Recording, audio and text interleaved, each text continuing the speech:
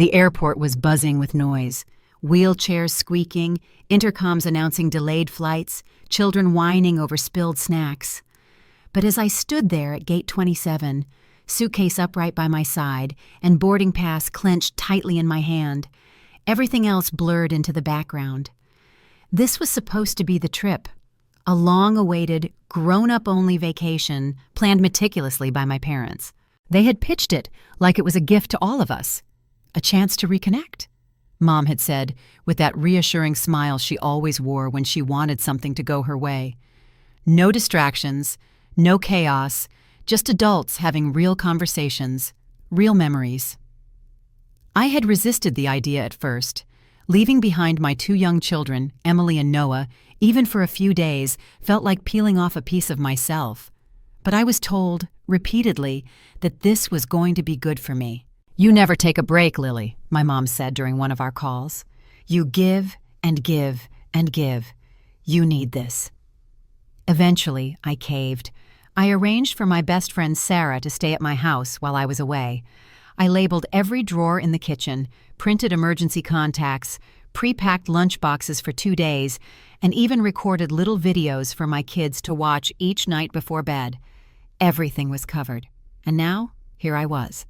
Ready, or at least trying to be, until I saw them.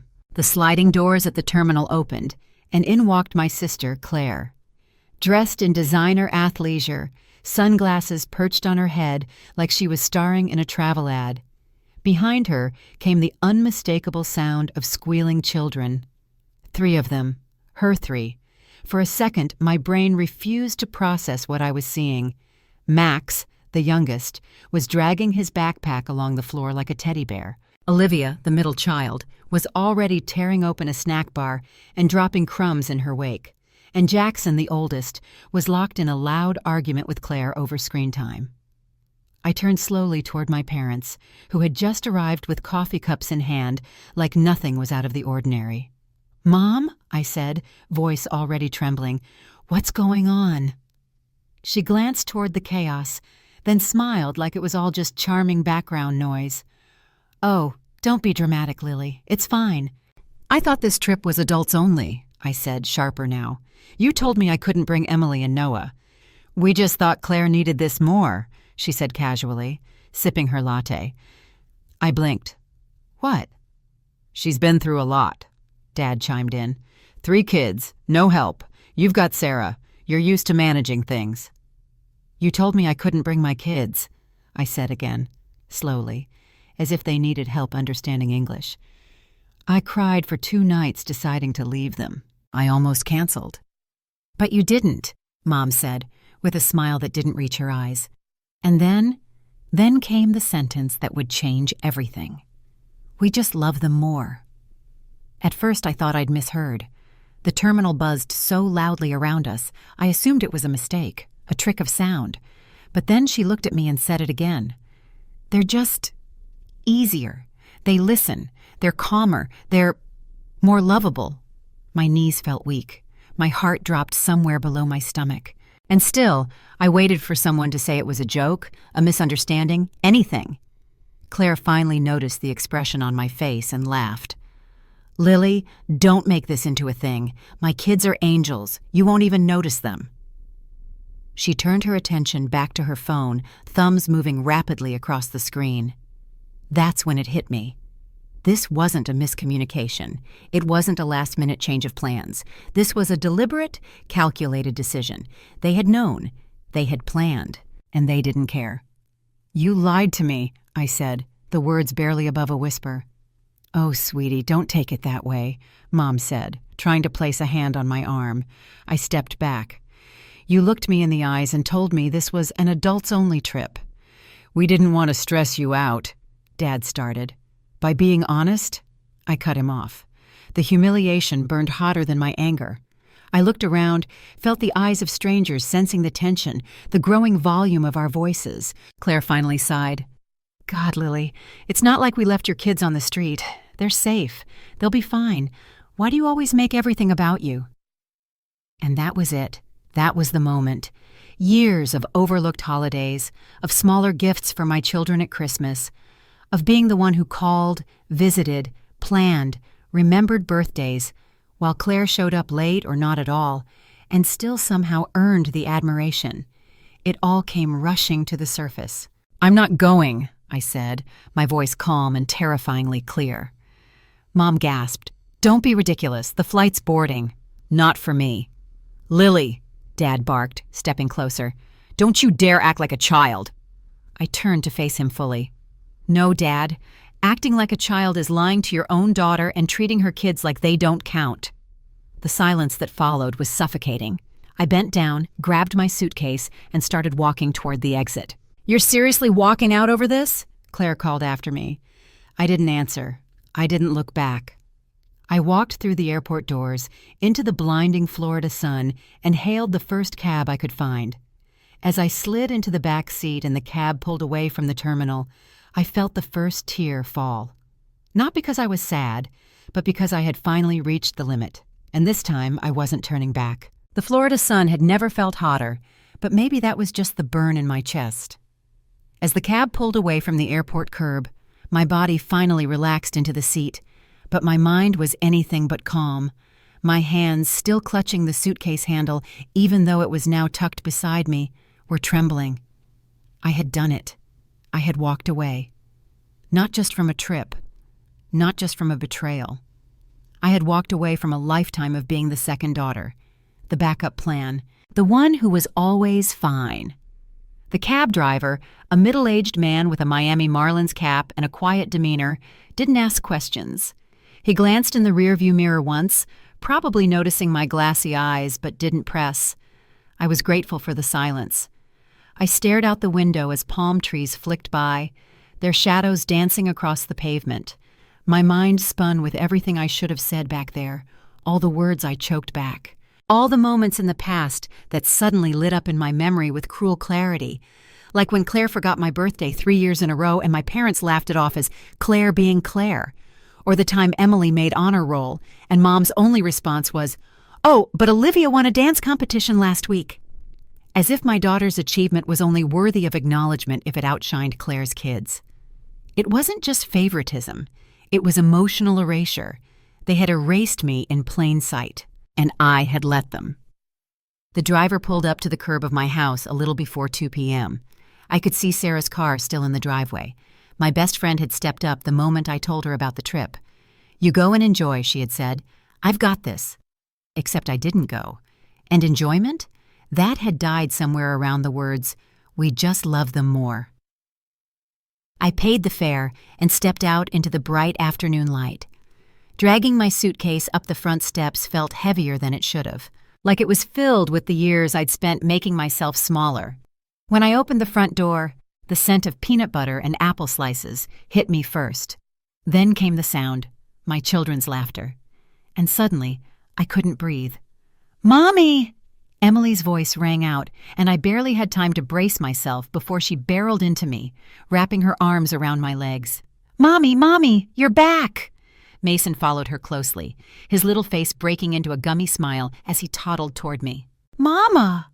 I knelt and scooped them both into my arms, burying my face into their hair. Sarah appeared in the hallway, her expression shifting from surprise to concern. "Lily, are you okay?" I nodded, but the tears had already started falling. I clutched my children tighter. "No," I whispered, "but I'm home." That evening, once the kids were bathed, fed, and tucked into bed, I sat at the kitchen table with Sarah. A cup of untouched tea sat in front of me. My phone lay screen down next to it. I couldn't look at it. Not yet. Sarah waited patiently. She always did. "They lied to me," I said finally, my voice hoarse from holding back all day. "They told me it was an adults-only trip, swore that my kids couldn't come, begged me to take time for myself." Sarah tilted her head. "And then?" "And then Claire walked in with all 3 of hers." Her jaw dropped slightly. "You're kidding." "Nope," I said bitterly. "And when I asked why, my mom said, she said they just love her kids more." There was a pause. A long one. And then Sarah, who never raised her voice, slammed her palm on the table. "That's... Lily, that's abusive. That's not just favoritism. That's emotional cruelty. I let out a shaky laugh. I know. I'm so glad you walked away. So am I said, but I feel like I left more than just a trip behind. I left them. Sarah reached across the table and squeezed my hand. Good. Let them stay behind. Later that night, I sat in bed scrolling through the family group chat out of morbid curiosity. There they were, my parents, Claire, her kids, smiling in front of a hotel pool, cocktails in hand, matching sunglasses, not a mention of me, not a single, "We miss you, Lily." I stared at the screen until the images blurred, and then I opened the chat box. I won't be joining the trip, or any future ones. I've spent my whole life trying to matter to this family, trying to make you see me. But today you made it clear that will never happen. So I'm done. Do not contact me again. Goodbye. I hit send. Then I left the group. Then I blocked them all. My hand shook as I set the phone down. I waited for the guilt, but it didn't come. The next morning, I woke to a rare quiet in the house. Emily and Mason were still asleep. Sunlight poured in through the windows. I stood in the kitchen pouring cereal into a bowl when Sarah walked in, yawning and stretching. "Morning," she said, reaching for coffee. "I did it," I told her. "I cut them off. For real." She paused. "How do you feel?" I smiled softly. "Like I can finally breathe." Sarah poured her coffee and sat at the table. "So, what now?" I didn't hesitate. "Now, I build something better. For me, for my kids. A life where we're not begging to be loved." She grinned. "Damn right." But peace was short-lived. By noon, my phone had somehow started ringing again. A new number. I didn't answer. Then a message came through. "Rebecca, please don't do this. Let's talk. You're blowing this out of proportion." "Mom, this is childish. You know your sister's life is harder." "Dad, seriously? Are you really mad about this? You're so dramatic." "Claire, no apology, no remorse, just more of the same." I blocked the new numbers too. That night, after the kids were asleep, I sat in the living room alone, staring at nothing. And then I stood up, went to the hallway closet, pulled out an old shoebox labeled letters. Inside were birthday cards from my parents with barely a sentence written. Drawings Emily had made that they'd never put on the fridge. Photos from holidays where my kids sat in the background of Claire's kids. I poured the whole box into the fireplace, lit a match, watched the smoke curl into the air, carrying years of silent pain with it. The next day, I took Emily and Mason to the park. We sat on a picnic blanket and watched the ducks glide across the pond. "Mama," Emily said, laying her head on my lap, "do Grandma and Grandpa not like us?" I froze. My heart ached. "No, sweetheart," I said softly. "They just don't know how to show love the right way." She nodded, as if she understood more than I expected. "But you love us, right?" I smiled. "More than anything in this world." That night, I wrote in my journal, "I wasn't too much. I was just too much for people who never deserved me in the first place." The first few days after I blocked my family were oddly still. No vibrating phone, no group chats, no Happy Tuesday texts from Mom that always included a picture of Olivia's new hairstyle or Max's latest participation award. Just silence. And for the first time in my adult life, I realized how loud silence could be. It echoed. It rang in the places where I'd grown used to walking on eggshells, apologizing for things I didn't do, and contorting myself just to belong to a family that barely noticed when I twisted out of shape. But silence can also be comforting, when it means no one is telling you your worth is less than someone else's. I filled the silence with things that mattered: pancake breakfasts with the kids, blanket forts in the living room, long walks in the park where Emily asked questions like, "Why don't ducks wear shoes?" And Mason tried to name every dog we passed Barky. We were okay. Actually, we were better than okay. We were peaceful. But peace doesn't last forever, not when you're related to people who hate losing control. The storm came on day 4. It started with an unfamiliar number lighting up my phone just after lunch. I was making grilled cheese sandwiches, cut diagonally, per Emily's very specific request, when I heard the buzz. I wiped my hands on a towel, glanced at the screen, and hesitated, then declined the call. A few minutes later, my voicemail pinged. I didn't check it, but I didn't delete it either. 10 minutes after that, another number called. Then another. One from Mom's old office line. One from what I assumed was a burner phone Claire had picked up just to avoid my block. I ignored everyone. By the time I got Mason down for his nap, the texts had started. "Rebecca, please, this has gone too far." "Mom, you've made your point. Now be an adult and talk to us." "Dad, you're really ruining the family over this?" Claire. That last one? That one made me laugh.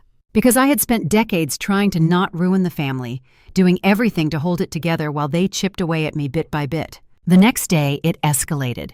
They started texting Sarah. She called me during her lunch break, her voice tight. "They're blowing up my phone."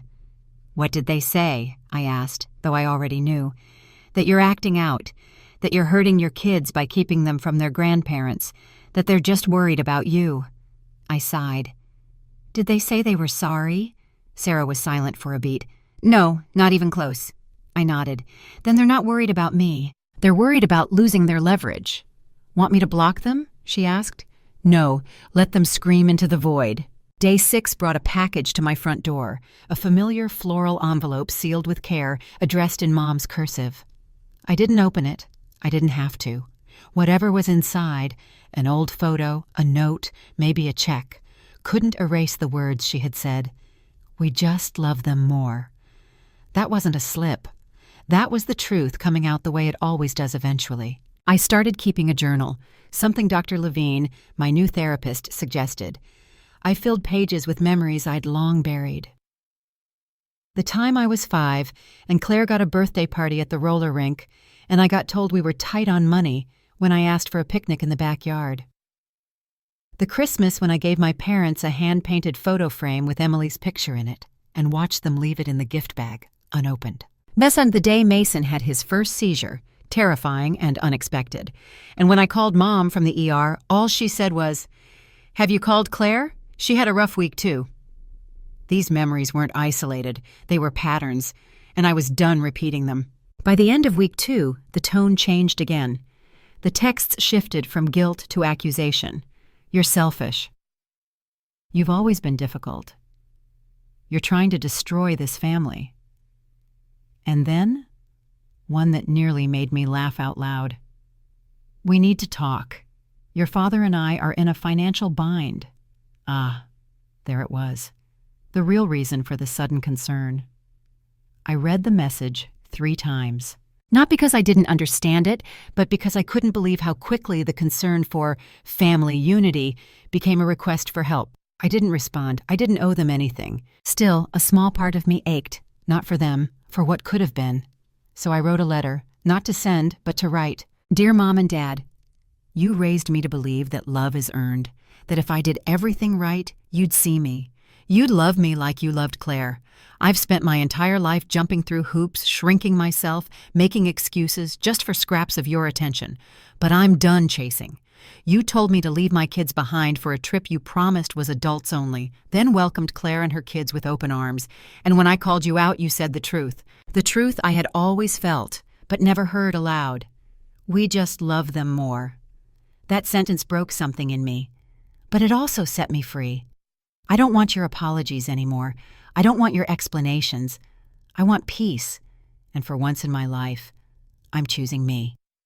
Lily. One night, as I was cleaning out the garage, I found an old box labeled Family Photos.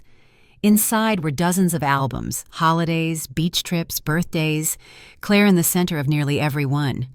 My kids, if they were present at all, relegated to the edge of the frame. It hurt, but this time it didn't hollow me out. I closed the box, slid it onto the donation pile, and made space for new memories. The kind where everyone in the photo knows they belong. A few days later, Sarah showed up with a bottle of wine and 2 massive slices of chocolate cake. "What are we celebrating?" I asked. "You," she said. "You made it 2 weeks without going back. That's major." I laughed. "It doesn't feel brave." But it is, she insisted. It's hard to walk away from people who taught you that love was conditional. But you did. I nodded, swallowing the lump in my throat.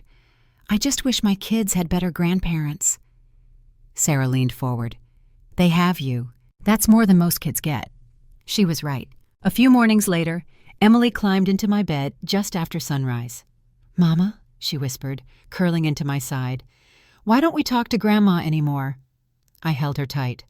Because sometimes people don't treat us the way we deserve, and when that happens, it's okay to step away. Like how I stopped playing with Chloe after she called me stinky? I laughed. Exactly like that. She thought about it for a second, then said, "I'm glad we're our own family." So was I. I wasn't naive. I knew more messages would come, maybe even visits. But I was different now. I wasn't trying to earn love that should have been unconditional. I wasn't auditioning for a role in a family that never really made room for me. I was building something better. And for once, I didn't care if they watched, because this wasn't their story anymore. It was mine. 2 years. That's how long it had been since Jason walked out of our marriage, like it was just another meeting he was done attending. No loud fight, no slammed doors, no begging or pleading, just a simple sentence spoken over the hum of the dishwasher as I cradled our son in one arm and tried to coax our daughter to finish her broccoli. I can't do this anymore. He didn't look at me when he said it, didn't wait for me to ask, "Can't do what?" Because deep down I already knew. He meant us. He meant being a father. He meant showing up. Jason had always been that kind of man, present in theory, absent in practice. On paper, he was perfect. Good job, charming smile, punctual with holiday cards. But when it came to the moments that really mattered, the hard days, the sick days, the "I can't do this without you" days, he vanished. Not physically, emotionally. I remember once during my second trimester with Emily, I sat on the bathroom floor sobbing from anxiety attacks. Jason walked in, stepped over me, and asked if I had remembered to pay the water bill. That was the moment I realized I wasn't building a life with a partner. I was surviving next to a spectator. After the divorce, people pitied me. They said things like, "You're so strong," and "At least you have your kids, and you'll find someone better." But what no one talks about is that it's not the leaving that breaks you. It's the staying too long in something already broken. The slow erosion of self-worth, the silence that grows like mold in the corners of your relationship, the quiet death of being unseen. I was already alone long before he left. So when Jason called me out of nowhere, months after I'd cut my parents off, my first instinct was to let it ring. We'd only been communicating via email, short, cold messages about Emily's new preschool teacher or Mason's picky eating. This wasn't in the script. Still, curiosity won. I answered, "Hey," he said, and his voice was rougher than I remembered. "It's Jason." I almost laughed. "Yeah, I know." Pause. I heard about the trip, the whole thing with your parents." I stiffened. "How?" He sighed. "Your mom called me." "Of course she did. She said you've been," her words, "acting irrationally and poisoning the family dynamic. She asked me to help talk some sense into you." I felt my jaw tighten. "And did you?" "No," he said quickly. "Actually, I told her to stop involving me, and that you're a damn good mom, that they're lucky you even picked up the phone for as long as you did." I blinked. Jason had never defended me before, not when my parents undermined me, not when Claire rolled her eyes at my parenting, not even when he left. "What brought that on?" I asked, not hiding my suspicion. He hesitated. "I guess I finally started paying attention." We talked for a while, not as exes, not as enemies, just as two people who once shared something broken and now stood on opposite shores, watching the wreckage drift away. "I know I was a shitty husband," Jason said, his voice low. I didn't respond. "I just wanted to say it," he continued, "not because I expect anything, but because you deserved better." For a second, I felt the old anger rise, the years I spent begging him to see me, to show up, to fight for our family. But the anger didn't land. It floated. I wasn't looking for closure anymore. I had already closed the door. Later that night, I sat on the floor with my journal, flipping back through entries I'd scribbled during our marriage. Maybe I'm the problem. I just wish he'd look at me when I talk. I'm so tired of doing this alone while pretending I'm not. Each entry was a breadcrumb leading to the truth I'd spent years avoiding. Jason wasn't the start of my wounds. He was a reflection of them. My real training in silence came from home. From parents who praised my sister's every mediocre achievement, but called me too dramatic when I got a 98 instead of 100. From a mother who compared me to Claire like it was her love language. From a father who only looked proud in photos when I wasn't in them. Jason didn't teach me how to beg for affection. My family did. He just picked up where they left off. After putting the kids to bed, I called Camille. "I heard from Jason," I said. She gasped. "What did he want?" I told her. Everything. The call, the apology, the strange feeling of being heard by someone who never listened before. She was quiet for a moment. "Do you think he meant it?" she asked. "Maybe," I said. "But that's not the point. I didn't need him to." The next day, Mason had a mild fever, so I kept him home from daycare. We curled up on the couch and watched old Disney movies while I worked on some sketches for my Etsy shop. He fell asleep halfway through The Lion King, tiny fingers curled around the hem of my sweater. I looked at him, really looked at him, and felt a wave of something powerful. I had built this peace, this safety, this home. Not Jason, not my parents, me. And that mattered more than any apology. That weekend I received an email from Claire. Subject line, "Can we talk?" I didn't open it. I didn't need to. Because here's the thing about healing. It's not loud. It's not a parade. It's not even always visible. It's the moment you get a message like that and don't feel obligated to respond. It's the way your body exhales, knowing you don't owe anyone access to your peace. It's looking at your children and realizing the cycle ends with you. The next Monday, I met with Dr. Levine. We talked about patterns, about how some wounds aren't just cuts, they're maps, and how you can't rewrite your story until you understand the one you were handed. I think I was always afraid, I admitted. Afraid of what? She asked gently, that if I stopped trying, no one would choose me. And now? I smiled. Now I choose me every single day.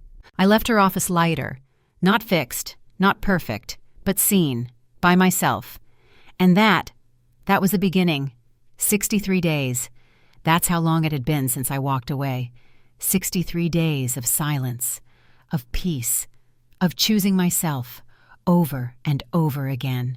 And then, just as spring rolled in with soft breezes and the first hints of blooming dogwoods, there was a knock at my door, a hesitant knock, soft, like whoever stood behind it wasn't quite sure if they had the right to be there. I peeked through the curtain, already sensing something was off, and there she was.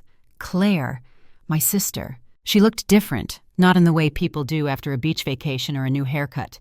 This was something deeper. She looked tired, hollow.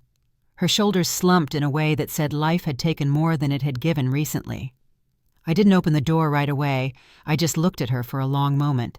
Then I unlocked it and stepped outside, closing it gently behind me. I didn't invite her in. She noticed. "Hey," she said. "Claire," I replied. Pause. "I was in the neighborhood." I let that hang in the air. It was a lie. She lived 26 minutes away. She shifted awkwardly. "I thought maybe we could talk." "I'm listening." She swallowed. "Mom and Dad, they're not doing great. Financially, emotionally. They miss you." I raised an eyebrow. "They miss the version of me who didn't have boundaries. There's a difference." She winced. "I didn't come here to argue." "Then what did you come for?" She sighed. "To say, I get it. I didn't before. I thought you were being dramatic, selfish even. But now?" Her voice caught. She looked away. "My ex just filed for full custody." That hit me harder than I expected, not because I felt sorry for her, but because I recognized the look in her eyes, the panic, the helplessness, the realization that your world can crumble, and the people you expected to hold it up might not even notice. "I'm sorry," I said quietly. She nodded, biting her lip. She paused. I think I finally understand what it's like to be on the outside, to be the one no one fights for. There it was. The thing I had been screaming into the void for years, now spoken by the person who never heard me. "I can't fix that for you," I said. "Not anymore." "I know," she whispered. "I just wanted you to know. I see it now. What they did, how they made you feel." Her voice broke. "And I'm sorry for not seeing it sooner." A strange warmth crept up my chest. Not forgiveness, not yet, but understanding. I didn't invite her in. I didn't ask her to stay, but I also didn't slam the door. And that, in itself, felt like a step, a boundary with softness. She nodded and left. And for the first time, I didn't feel like the villain for drawing a line in the sand. That night, I sat on the porch wrapped in a blanket, sipping chamomile tea while Ella played with Mason in the living room. Camille arrived a little after 8, holding 2 cinnamon rolls and a bottle of elderflower soda, like a peace offering from the universe. "So," she said, settling into the porch swing beside me, "I saw Claire leaving." "Yep." "She beg for forgiveness?" I laughed. "No, she just admitted I was right." Camille raised her brows. "Well, that's a first." "It was strange," I admitted. "I thought it would feel vindicating, but it didn't. It just made me sad." "That she had to lose something to finally see you?" "Exactly." The next morning, Emily crawled into bed with me at 6:03 a.m., dragging her stuffed bunny by the ear. "Mommy," she said sleepily, "can we go to the park today?" I blinked away the last bits of dream. "Of course, baby. Can we bring the paints too?" I smiled. "Sure, maybe we can do a picnic." "Yay!" she squealed, then curled up next to me and was asleep again in seconds. I stared at the ceiling for a long time after that, thinking, feeling, healing. At the park later that day, I watched as Mason finger-painted wildly on a large piece of cardboard, blending blues and oranges and purples with gleeful abandon. Ella was carefully painting a sun, her tongue sticking out in concentration. "What you drawing, Bug?" I asked. "A family," she said, dipping her brush in yellow. "Oh yeah? Who's in it?" She pointed to each little blob. "That's me, that's Mason, that's you, and that's Aunt Camille." My heart squeezed. "Where's Grandma and Grandpa?" I asked gently. She looked up at me, shrugged, and said, "I didn't have room." That night, I pulled out my journal and wrote, "Maybe family isn't who shares your blood. Maybe it's who holds your hand when you're building a new life from scratch." I closed the journal and sat in the stillness of the kitchen, listening to the hum of the fridge, the ticking of the old clock above the pantry door, and the distant sound of the kids' soft breathing through the baby monitor. I had peace now. Not perfect peace, not always easy peace, but peace I'd fought for. And I wasn't going to trade it for anything, not guilt, not obligation, not even apologies laced in tears. 1 week later, I received a letter, handwritten, from my mother. I stared at the envelope for a long time before opening it. Inside was a single page. "Rebecca, we're sorry for how everything unfolded. I realize now we hurt you deeply, and I regret saying things that can't be unsaid. If you ever want to talk, we're here. We miss the kids. We miss you. Love, Mom." No defense, no excuses, just words. Late, but real. I folded the letter and placed it in a drawer, not to forget, but to remember where I came from and why I chose a different path. That weekend, I hosted our first new family brunch in the backyard. Camille came. So did my neighbor Kelly, her wife Janelle, and their daughter Piper. 2 other moms from the co-op preschool showed up with muffins and juice boxes. There were no grandparents, no awkward silences, just laughter, music, paint on little fingers, sunlight spilling through the leaves, and me, laughing freely, like a woman who had finally come home to herself. After everyone left, I stood alone in the kitchen. My phone buzzed. A new Etsy order. Another for a print titled "Loved by Choice, Not by Blood." It had become my bestseller. Funny how healing becomes art, and how art becomes survival. As night fell, I climbed into bed, pulled my kids in close, and whispered, "You are so loved, exactly as you are. You will never have to earn that." Emily stirred. "Love you too, Mommy." Mason mumbled something in his sleep. I kissed their foreheads and closed my eyes. The next morning, the sun rose just like always. But I wasn't the same woman who'd stood at that airport gate, boarding pass in hand, heartbreaking in silence. I was stronger, softer, wiser, and free.